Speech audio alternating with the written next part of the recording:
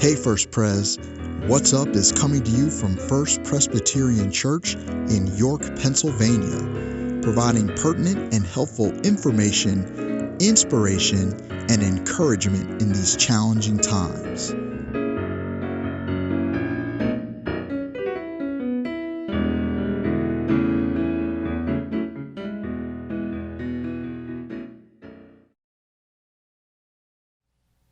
Hi, and welcome to Hey First Pres, What's Up?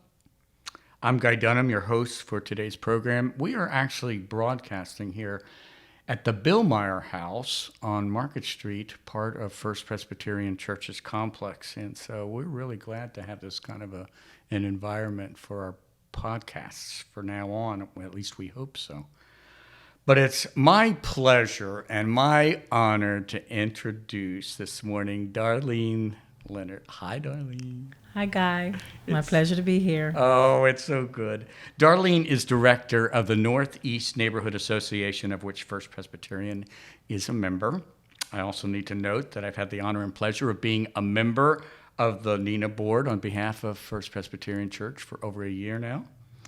And I was recently joined on the board by our director of caring ministry here at First Presbyterian and Community Outreach, Marcia Mayfield.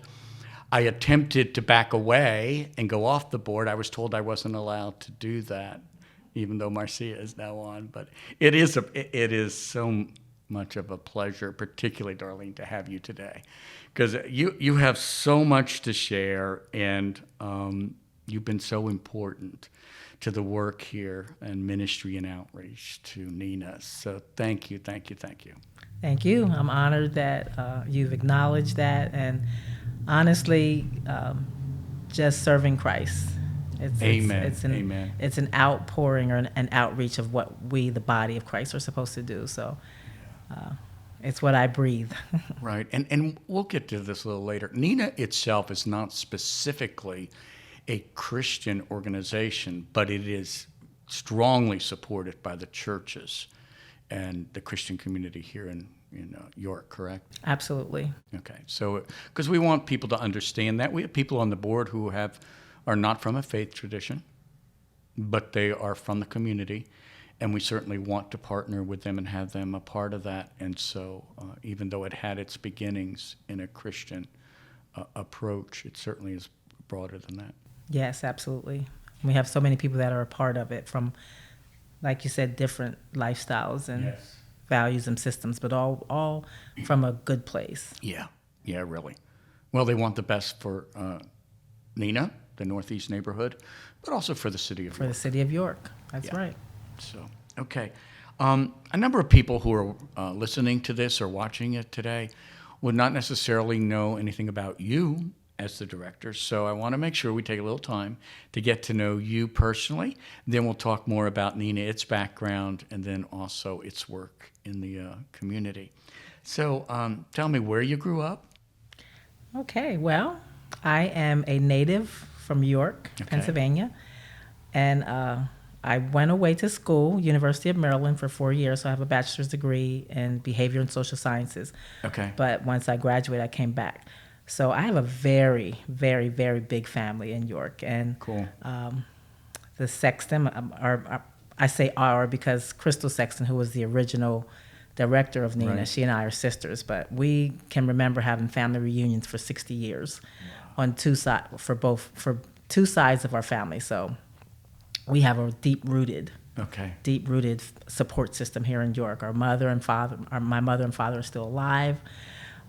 My immediate family, my husband Marshall and I have 6 adult children, and we're actually a blended family, so 10 children as part of the blended family, and over 23 grandchildren. I know you babysit some of them. I'm the babysitter of our grandchildren, and Marshall and I together have 13, and I babysit 5 of them. Oh, Lord have mercy. Yes, and I have 3 2-year-olds. Yeah, and that in and of itself is... You must go home exhausted. I do, but it's a good exhaustion. It's a very good exhaustion. Yeah. So, and I like to say this because our 6 children and Marsha and myself, we're all educated from the York City School District. We're all products of William Penn Senior High School. Okay. And all of our children have degrees. They're all college. Two of them have master's degrees. Two of them have bachelors, and two of them have associates. And we literally are, we're not proud of it, but we're honored by it, because you hear so many. Should be. So you should so many be. negative things that they say about York City and what happens here. I know. They don't focus on the positive things. But we want to say there are good things that come out of William Penn, York High, and we need to be able to share that. Yeah, and I'm glad you've said that, because we need to hear that more and more to build up York.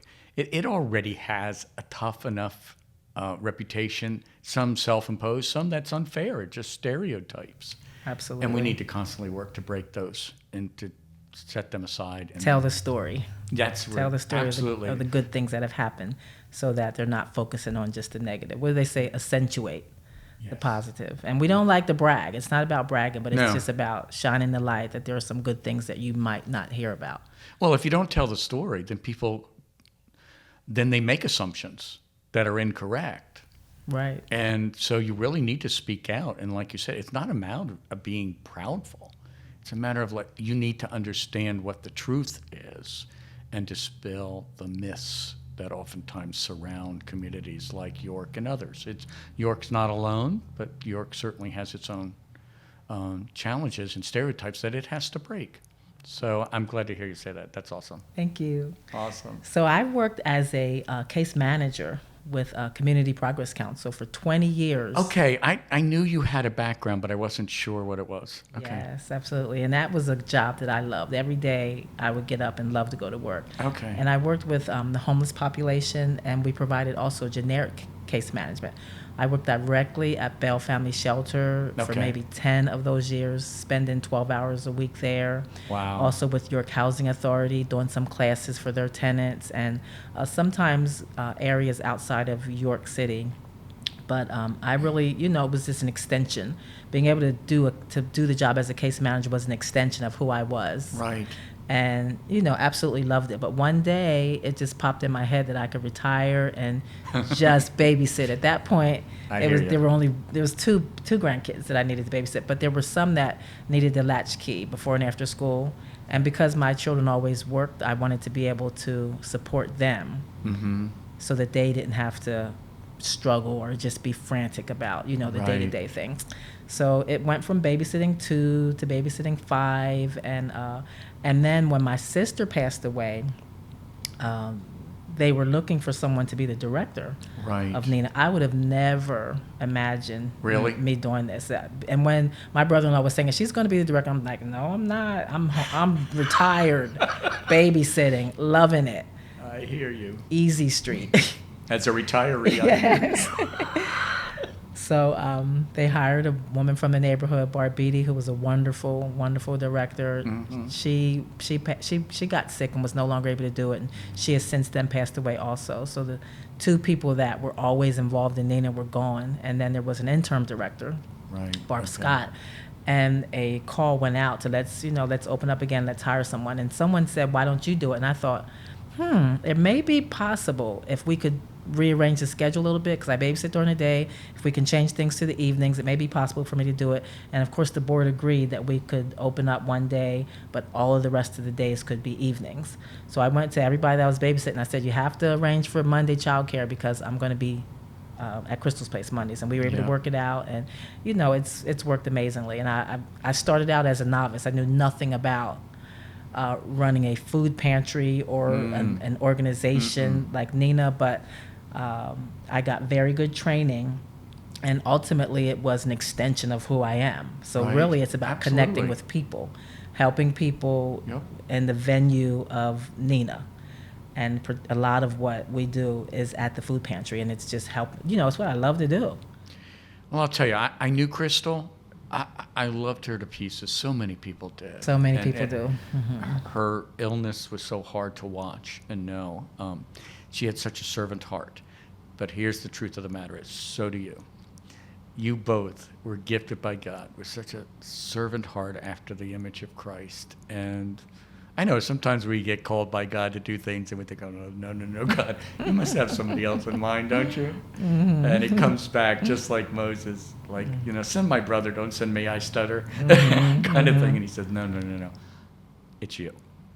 And I know that what you do at Nina comes out of the same servant heart that your sister had. And we are so blessed in this community. I tell my mom and dad, but mostly my mom, it's intentional that all of your children are in the helping field and your grandchildren. That's just who we are. It's what we've been. It's not because you've trained us to do that specifically, but you loved us. Yes. And you showed us about civic duty. And, right. And you prepared us by just doing the things that you did as we were growing up. It's what we were supposed to do. It's an overflow of the strength of our family and our extended family.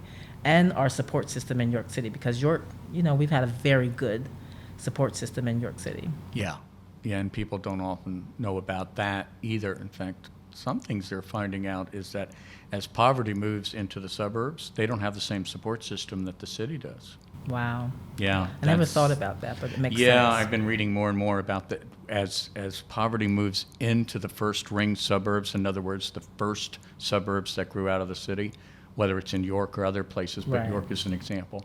A lot of the systems, and if people don't have transportation, like here in the city, they can get transportation to the Progress Council or whatever they need to go to, or to Nina. In the suburbs, what do you do? So it's an interesting, but that's another problem for somebody else right now, not for us, but it is a growing problem. That makes sense. Yeah. You also have a tie to a congregation here in York? Yes. I am a member of Faith Village Christian Center. It's on the corner of Cottage and Manor Street, and it's actually 6 blocks away from where I live. Yes. And we've been members there since my oldest son was born, and that was 32 years ago. So we've been members there for 32 years. Yeah. And my husband is the assistant pastor there, and 2 of my daughters are ministers there. Awesome. We're on the worship team. I'm a minister there, so it's our grandchildren, and everybody goes there, and it's not because we make them. Like when my kids went away to college, they said we have to be in church on Sundays because it was just who we are, what we do, and it's a great foundation. Our pastor is just an awesome woman of God. So when you say we're a church family, you're really a church family. We're a church family. Yes. Yes. That is so often, and as we had already referred to earlier, even though Nina itself is not a specific Christian organization, certainly we here at First Presbyterian and others part of the Christian community are heartened by the fact that you come at it seeking to walk in the steps of Jesus Christ, who's our inspiration and is the one who calls us. And that's literally one of the mottos, is that's literally how we live. We don't have to think about how we treat people if our foundation is Christ. Absolutely. And even in struggles, because, every day we're going to fall short. Yeah. And, every day, but every day there's new mercies, and we treat people the same way that God treats us. And as a result of that, people are drawn to Nina, because some people come and we have conversations, they just feel good about being there. Our volunteers, and anytime someone comes around, they feel good about being there. And that's the foundation. It was laid way before me. Yeah. We just continued with it. Yeah. Why don't you tell us, because that's a good segue, how Nina got started? It got started, and you can fill in if I'm missing anything. Probably not. Okay. I remember vaguely Wynn Green and some others. Yes, Wynn Green from Asbury United Methodist Church, and we were just talking about this last night. One of my volunteers, Kathy Brubaker, because we have pictures that kind of spell out the history of Nina. Oh, really? And one of the pictures, Crystal's son Edwin answered the door when Wynn Green went around knocking on doors in our area. And he's on the board now. He's on the board now. Yes. He was, I don't know, maybe 12 years old. Oh my gosh. And when the church, Asbury United Methodist Church, decided that they wanted to do outreach in the neighborhood. And there were maybe 3 goals that they wanted to accomplish. I don't remember exactly what those 3 goals were, but had to do with sidewalk ministries, Shalom Zone, engaging our neighborhoods, starting a church in the Northeast Neighborhood Association. Right. So Crystal was just one of those moms that lived in that neighborhood. And Edwin answered the door. He probably said, "There's somebody here that wants to talk to you." And when and Crystal talked, they connected. I don't know when it went from being a friendship to her being the head of I don't Nina. know that part of it either. But I remember before we had our nonprofit, I was in case management. Crystal was working Nina, and she would call me often whenever she had a homeless family. And I know it initially came underneath of the York Area Development Corporation. Tom Faust was the director.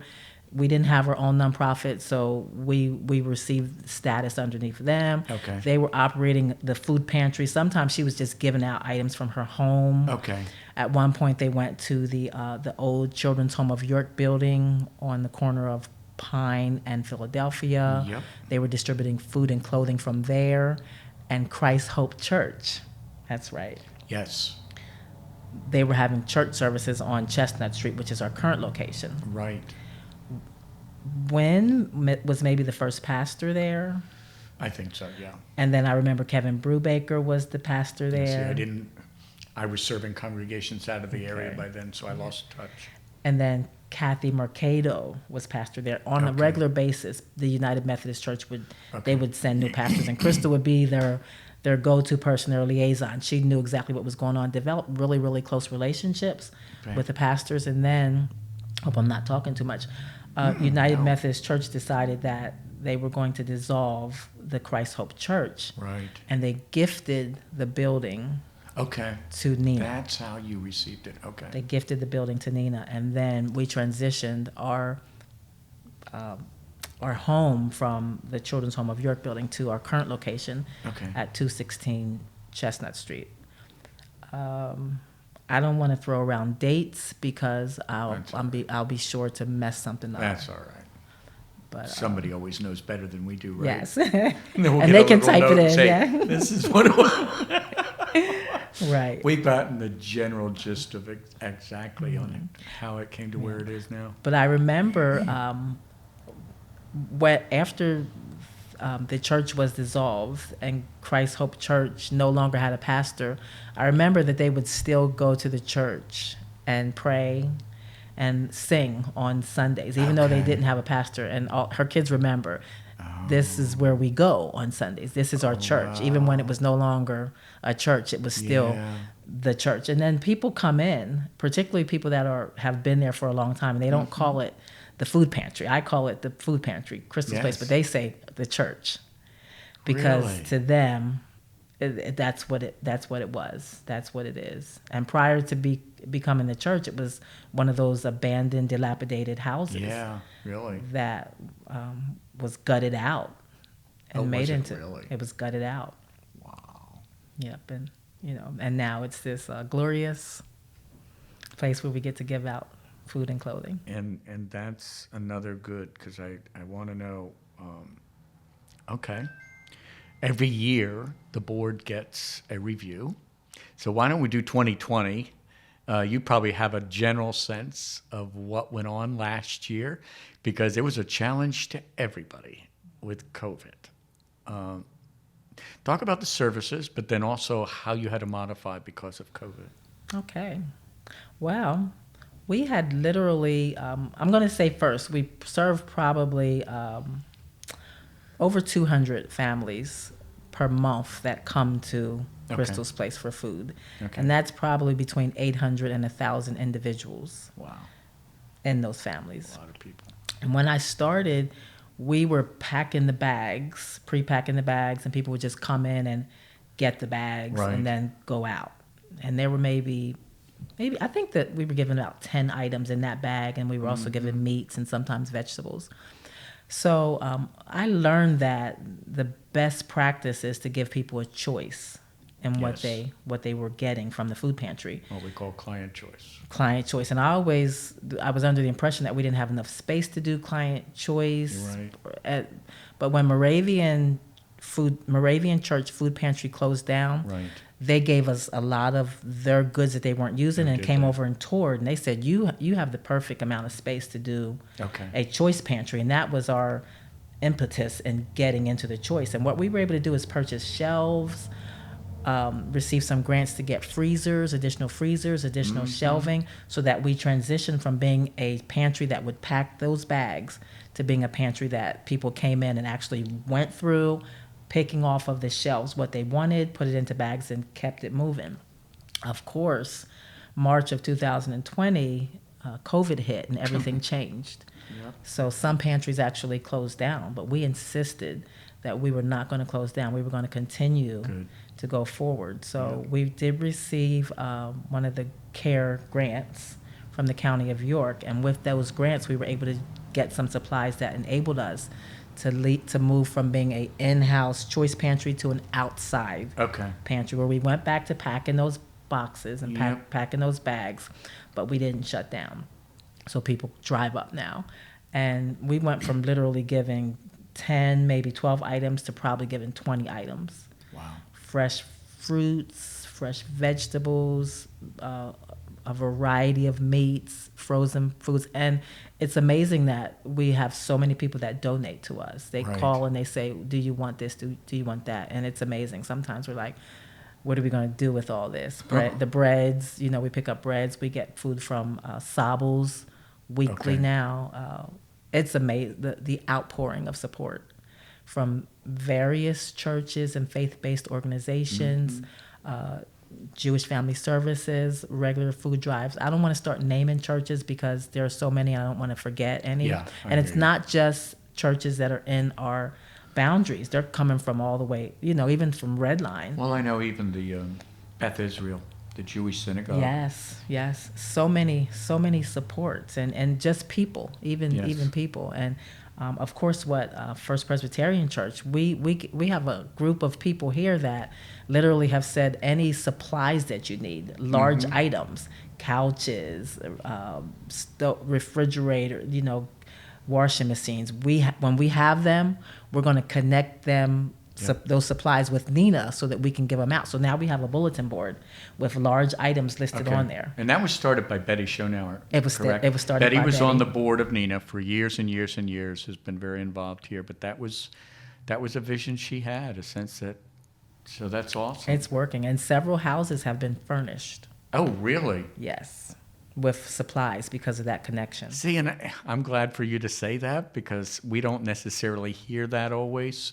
Those kind of reports back. I mean, people are faithfully participating in it because they're learning more and more about it. But it's good to have an update. I wanted to share this story because it's so endearing to me. One of the ladies had bicycles. When she explained it to me, they were really nice bicycles. Oh, yeah. And she said, I'm going to bring them to Nina. We made arrangements for her to bring them. And I had the family in mind right away that I wanted to give them to because I often would see the girls playing outside. They didn't have bicycles, but maybe they were riding on skates. Yeah. And once the bicycles came, I immediately I went to the house several times to tell the mother, I have bicycles for you.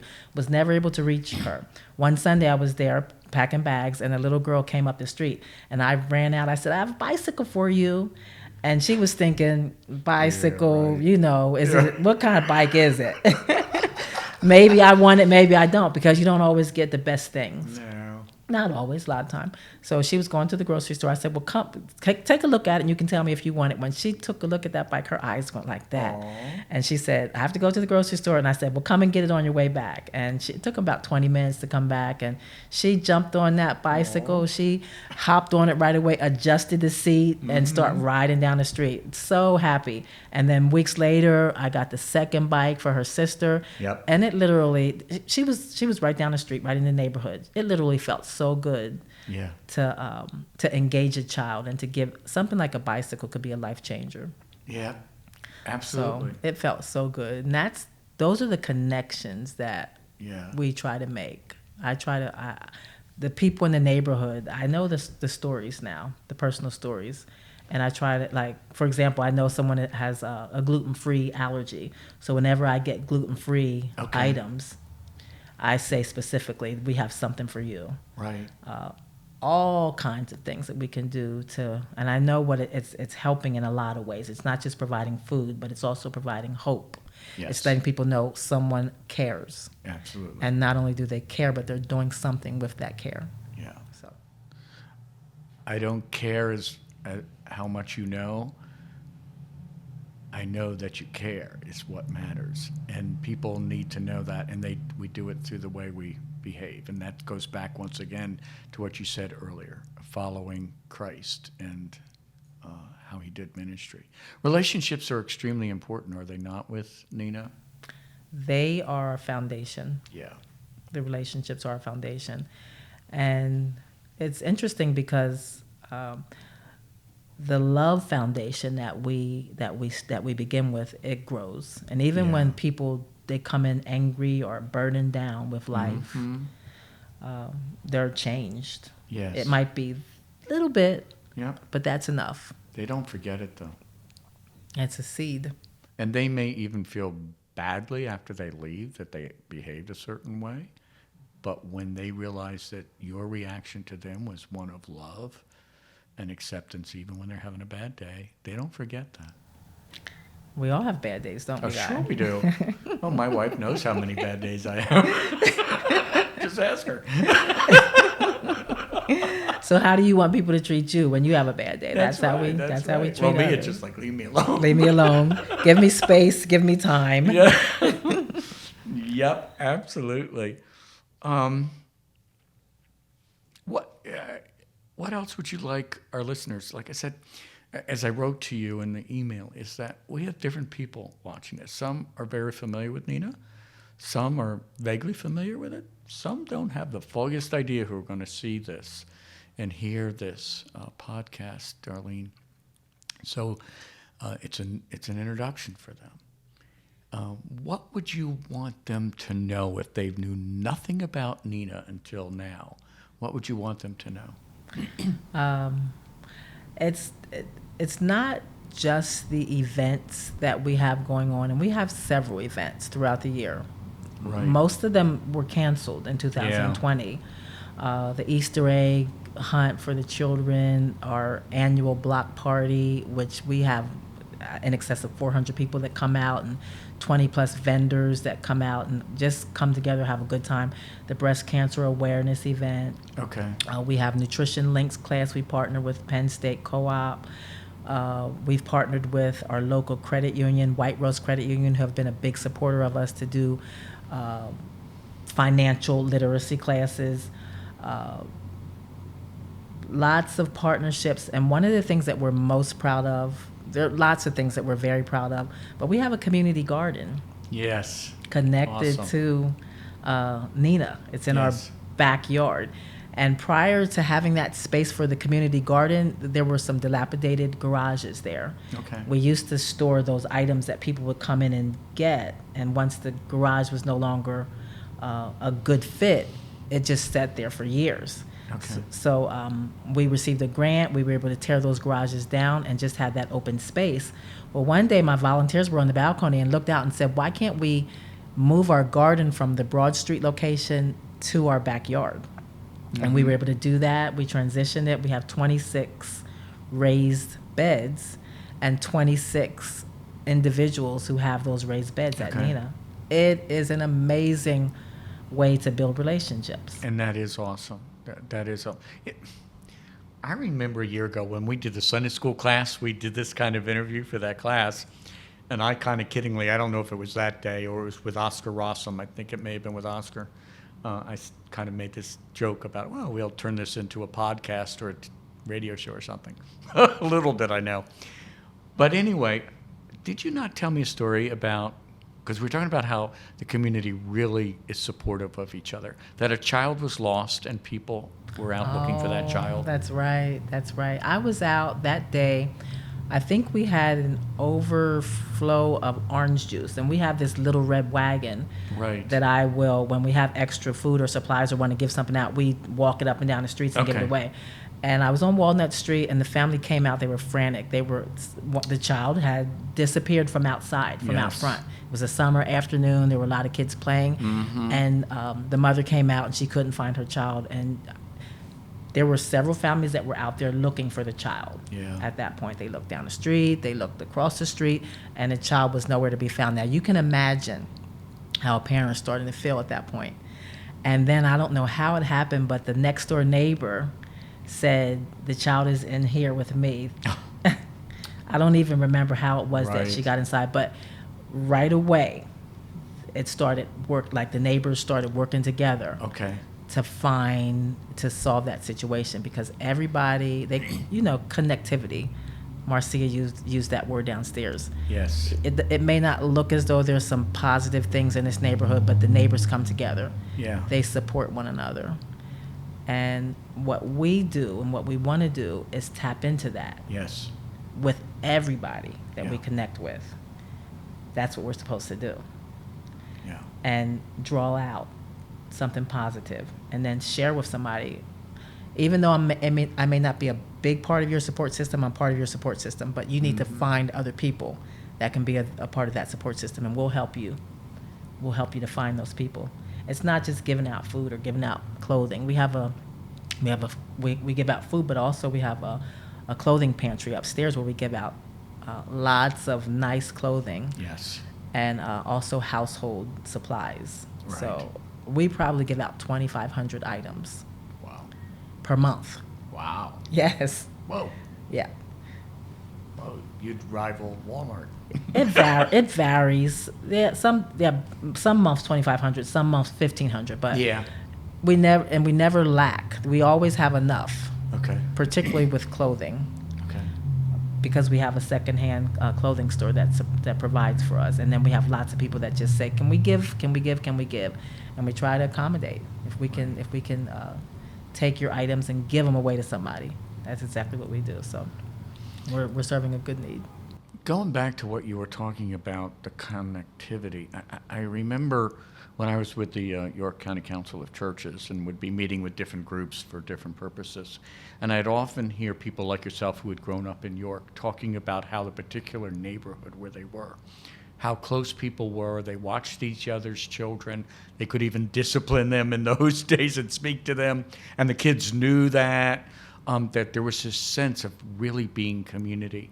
What I hear you saying is that one thing that you and Nina, the Nina board, and particularly those who live in the community, want to help rebuild that same sense of community, of being together, needing one another, helping one another, supporting one another, being there for each other in whatever.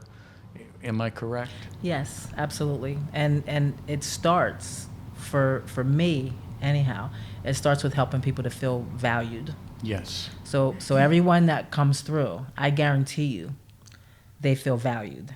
Okay. And my volunteers will see them feeling valued by me, and then it will in turn spread. Absolutely. And some people, they come in and they do things and they say things that we don't really feel like they should be valued because of how they're acting. Right. But it's not a matter of how you're acting. You're valued because you're a person. And if we have to correct behavior, we correct behavior, but we don't remember it and say that person is never going to be a person of value. Everybody gets a chance. Yeah. Everybody gets a new day. Well, and once again, it goes back to our value as followers of Jesus Christ, that our God created us in God's image, and that every human being has value because they're a creation of God the Father. And opportunity, and that's one of the other things that we try to give opportunity to share for us to share our gifts, and then to give you an avenue or a venue to share your gifts as well. Right. We have a lot of people that come back and ask, do you need volunteers? Can I volunteer? Not only can I give supplies to Nina or Crystal's Place, but can I volunteer? So when I get people that want to do volunteer service, or they may have community service, I'm thinking, what can they do around the building, but more importantly, what can they do in the neighborhood? Okay. Can you help with some neighborhood cleanup? Because if there's some places within our neighborhood that they look horrific. Yeah. And we don't want to be in a position where we're cleaning up behind people all the time. No. But what we want to do is help people to clean up so that they can to keep it. And they learn to take pride then in their own neighborhood and say, I don't want this stuff just flying around. They don't. But sometimes things are overwhelming. So when things get overwhelming, how can we help you to not be overwhelmed so that you can do more, you can do better? To value themselves and say this is the way you value yourself is by having a clean environment in which to live. I know that First Presbyterian here has talked about more and more involvement in the neighborhood, in the community.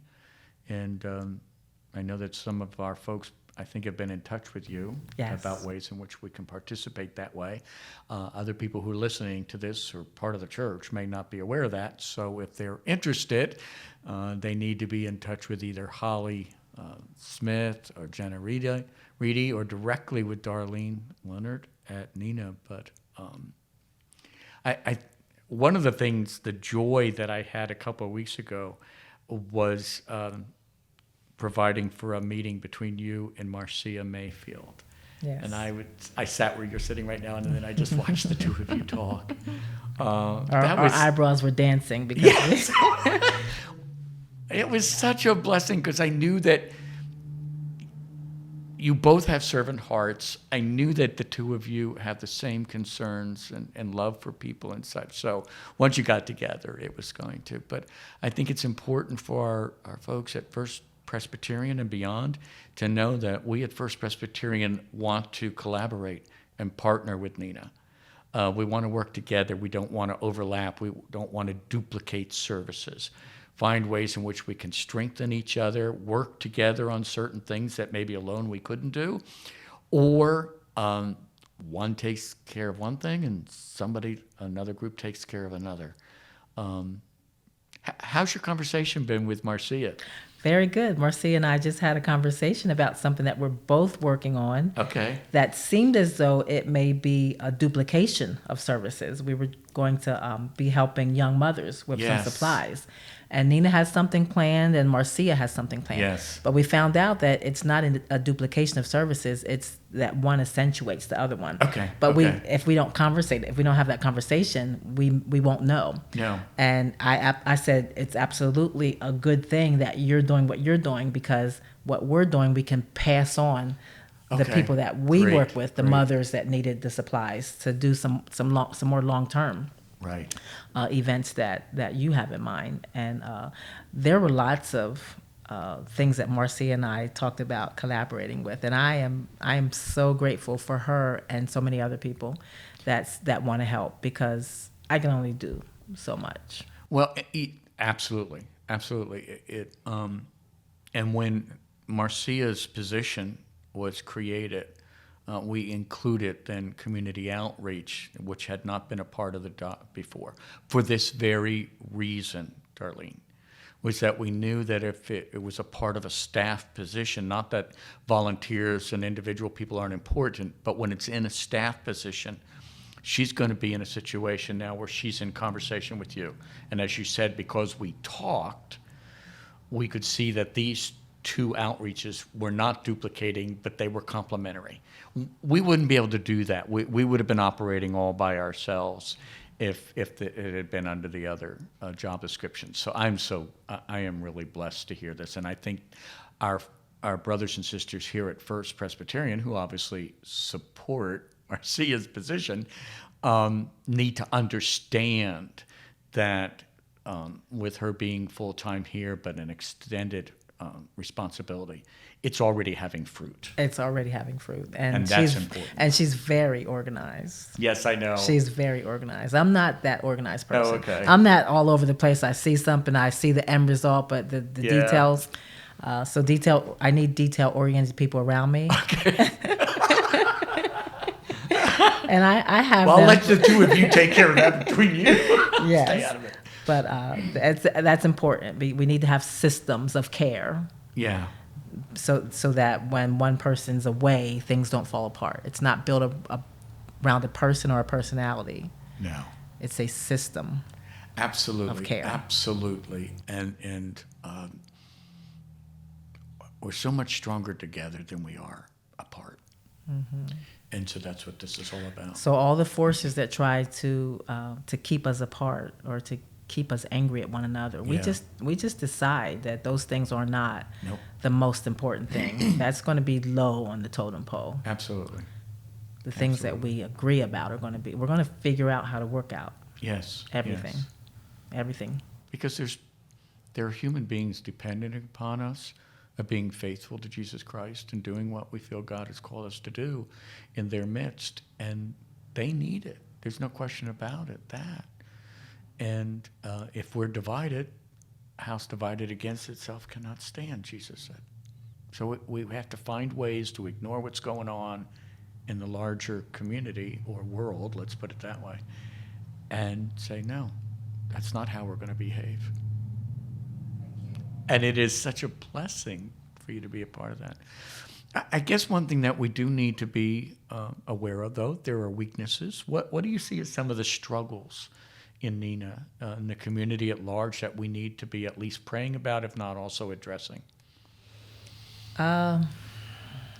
Well, everyone in York would say the violence. Okay. The youth violence. And I remember one of my first nights, and I work evenings at Neenah.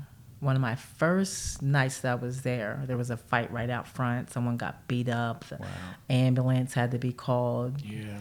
The police were called, and we've had our share of violence and anger, and particularly with our youth. I don't want to say that they're not reachable, but we have to come together to figure out what do we do with this generation. And one of the things that I would like is like workforce development. Yes. Let's give them jobs where they're training, and jobs where they're making decent money. Yes. Education. Let's education, and we have lots of books. Whenever children come around at Neenah, I'm trying to promote reading. I'm looking around to give them books. I had a little kid come in. He was like 6 or 7 years old. He said, I love to read. And he was telling me about, I connected him with the after-school program at Good Elementary School. And it was just so refreshing to me that there was a kid that age that said, I love to read. And then I'm doing everything I can to get him books. And families that don't have the supports that they need, the mentors, the support system, of course, pockets of poverty, trash in the area. So any way that we can come together to build up the systems that support people or work together to eliminate or eradicate these pockets of poverty, low self-esteem, or even not knowing, because everybody doesn't have the same level of education, but everybody can do something. So let's meet people where they are and help them to get better where they are. But youth violence, poverty, workforce development, all those things, for us to be able to connect with agencies or people that are providing those services. So that we can see that flowing within Neenah. And they're very much interconnected. Everywhere you go. When you're dealing with one, you've got to be dealing with several, just as you mentioned.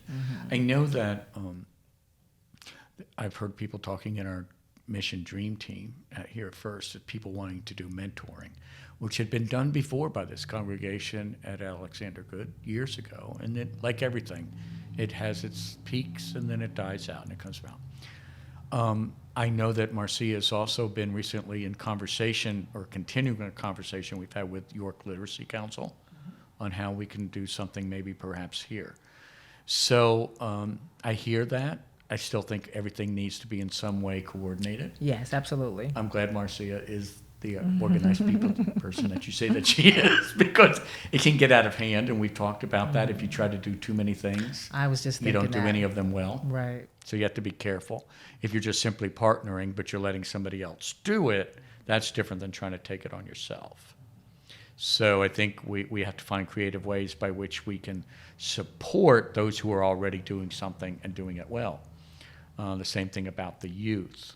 We know that our director of youth and college ministries here, Delash Johnson, has a real heart for city youth. She worked with city youth in Baltimore at one point before she came here. I said, well, how can we help and bring together leaders in that regard? to strategize. I know that Crystal, she always had a group of youth that she worked with. They were different programs, Girl Scouts. There was a group called You Go Girl, and I don't see those groups around as often. But the young ladies that she worked with, they're making an impact now. Yeah, they're the ones they're raising their daughters, or they're cleaning up our streets. They're volunteering. So she had an impact on so many people, and her impact, 4 years. It'll be 4 years that she's been gone, but there are still people that are doing what she Sarah taught Yonda them did to that do. the same thing here. She had a group called Kicks. She lived down a couple blocks from here in the city, and started attending here because of the Thanksgiving dinner. But actually, she pulled a group of girls together, and it was called Kicks. And you're right, even though Sarah doesn't live in the city anymore, she actually lives outside and is fully employed. Those girls still are doing things here in the city because of the impact. So we can never take that for granted, can we? We can't. Impact.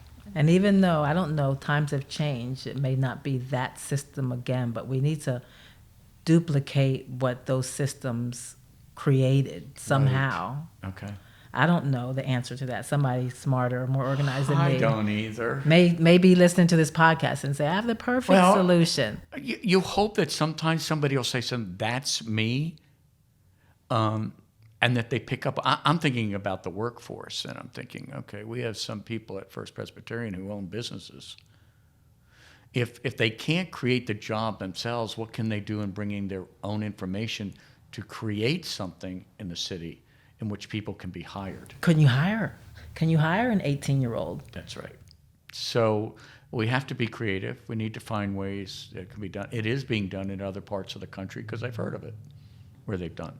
Does it take people with certain expertise? Absolutely. One that you and I wouldn't have, but that's not what's important. What's important is that we find the ones who do and say, could you come together and brainstorm? Mm-hmm. So. And one thing like that, like a job that trains someone for a higher skilled position. Yes. For a family that is in our neighborhood, it changes the trajectory of everything for that household. Yeah. So, in summary, is there anything else that you want to make sure is understood about Nina at this point? I'm sure I missed a lot, but there's so much that's going on now. Yeah. There's so much. It's exciting. It's exciting. And it's exciting, as I said already, about the fact that Marcia here is now and partnering with you. And there's you can't believe how thrilled I am with this, because it's been a dream of mine ever since we did the visioning process a couple of years ago here at First Presbyterian. And more people here begin to speak of, we need to get outside of our four walls. How do we do that? And they really didn't know how. They just did not know how to do it. Well, I can guarantee you, since Marcia and I had that meeting, I know that we will be doing more together. Great. I know it to be, and a lot of time I think I have to do this, I have to do this, I have to do this, but then I just can't do it all myself. No, you cannot. And you wear yourself, if you burn yourself out, and I've even said that to Marcia, I said, you can see a dozen things, but there's only certain ones you can focus on. You have to prayerfully consider and ask, okay, Lord, which one do you want me with my makeup to concentrate on? And then maybe someone else will come and pick up one of the others. But let me say once again, I am so happy and thrilled to have had you today as the guest here on this podcast. Darlene, your servant heart is just oozes out of you. I know that Crystal would be so proud of you. She's missed. Yeah, she is. But I know that her son is so proud.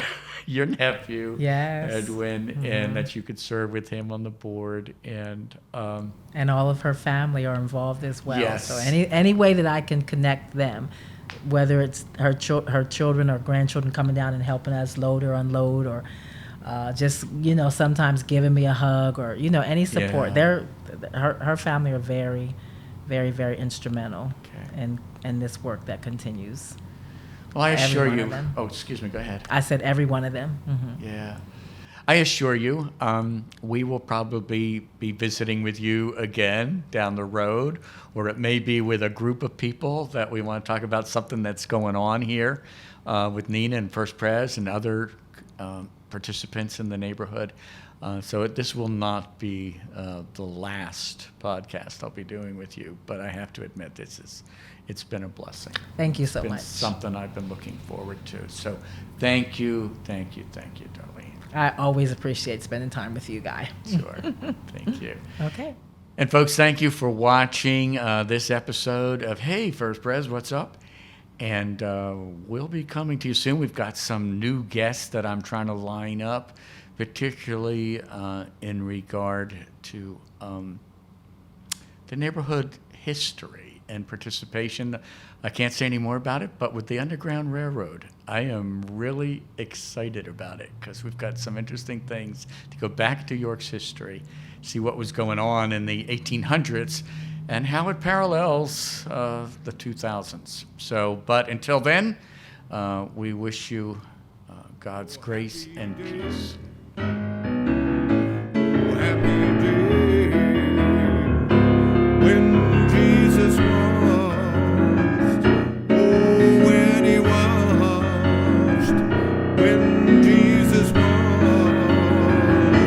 My sins away.